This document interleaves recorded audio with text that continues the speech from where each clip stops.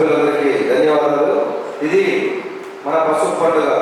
44 వసంతాల క్రితం ఏనాడు ఆ మహానుభావుడు ఈ యొక్క పార్టీని స్థాపించి బడుగు బలహీన వర్గాల అభ్యున్నతికి తోడ్పాటుగా కూడు గూడు గుడ్డ అనే నినాదంతో ప్రజల దేవుళ్ళు సమాజమే దేవాలయం నినాదంతో పార్టీని స్థాపించి ఈ యొక్క పార్టీని వృద్ధిలోకి తీసుకొచ్చి ఈ రోజు కూడా తెలుగుదేశం అంటేనే రోమాలు ఎక్కించుకోవడం. మేమంటే 40+ వాళ్ళని 60% కూడా వాళ్ళ విద్యాభ్యాసం కూడా ఈ పార్టీ నిలబెట్టి వచ్చారు.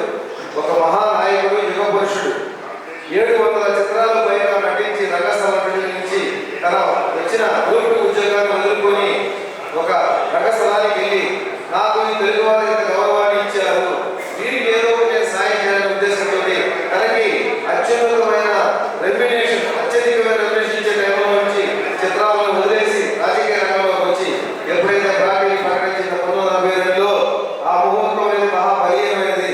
కాబట్టి ఈ పార్టీ ఇప్పుడు పటిష్టంగా ఉంది. కాబట్టి ఆ మహానాయకుని యుగపురుషుని తలుచుకుంటూ మన భద్రాద్రిపాడు మండలం తరఫున ఈ రోజు కార్యక్రమాన్ని ఘనంగా నిర్వహించుకుంటున్నాం. ఆడవారి కాసులు సమాన రూపాయల బియ్యం, జనతా వస్త్రాలు ఇవన్నీ కూడా ఎప్పుడు ఎక్కడా లేవు.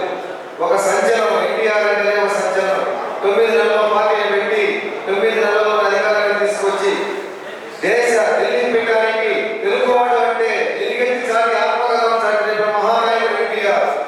ఇందిరాగాంధీ సైతం ఎన్నికల ప్రచారానికి వచ్చి తిరుపతిలో ఎన్టీఆర్ కటౌట్కి దండం పెట్టిన రోజులు ఉన్నాయి. అవన్నీ మీరు సినిమాలో చూశారు, మహానాయకుడు లోకనాయకుడు సినిమాలు.